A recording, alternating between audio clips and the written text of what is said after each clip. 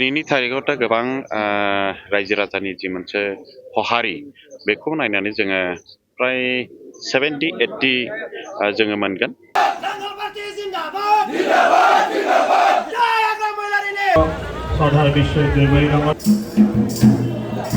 दिनै जोङो BPF दोलोनि सासे बिजाथि महरै 45 नं भेरगाव बिधानसभा समस्तियाव आङो आर'जलाइ गथायबाय केन्डिडेट नागिरनानै सरकारि भाबे जाहाथे माबा स्वीकृति मोननो हायो।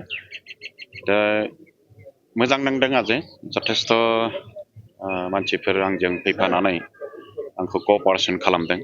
जोंनि पार्टिनि गोबां दैदेनगिरि आरो जोङो ओरैनो NDA हिसाबै जिहेतु इलेक्सनखौ गेलेगोन बे हिसाबै गोबां भारतीय जनता पार्टिनि दैदेनगिरि बिथांमोनाबो जोंखौ क'अपारेसन होदों।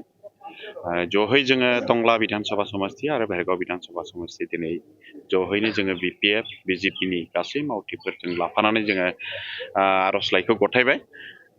निश्चय मिजिं खालामो रायजो राजाफ्रा एबार जथेस्थ' मोनसे रंजानाय नुनो मोनदों।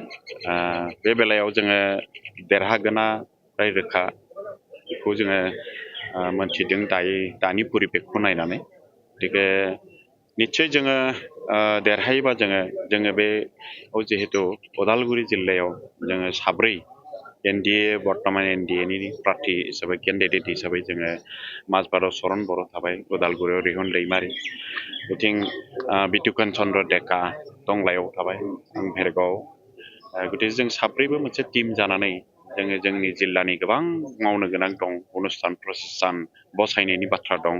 बेफोरखौ जोङो उननि बोथोरफोराव देरहानायनि उनाव जोङो मावफुंनायनि परिकल्पना खालामनानै दोनदों आरो बे हिसाबै जोङो निश्चय उननि बोथोरफोराव गोबां बे जिल्लाखौ जौगाहोनाय बेलायाव जोङो मैखोम बाहागो लानानै जोङो जाहाथे जोङो जौगाखांहोनो हायो बेनि सायाव जोङो नाजालांबाय थागोन। दिनैनि थारिखआवथ' गोबां रायजो राजानि जि मोनसे खहारि बेखौ नायनानै जोङो फ्राय 70-80 जोङो मोनगोन आरो बे हिसाबै गोबां बेब'धानाव जोङो देरहागोन। दिनैनि थारिखआव जि नुदों जोङो नेर्सोन बर'खौ बिदि गोबां फेक्टर जागोन होननानै जों सानाखै।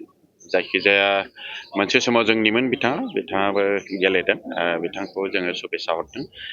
निश्चय जोङो मिजिं खालामो जोङो गोबां भटनि बेब'धानाव जोङो देरहाखागोन। बिदि थासारिथ' जोंनि गेजेराव जाहोनाय नङा जोंनिफ्राय BPF दोलोनिफ्राय बा भारतीय जनता पार्टिनिफ्रायबो बिदि थासारिखौ जोङो जाहोनाय नङा।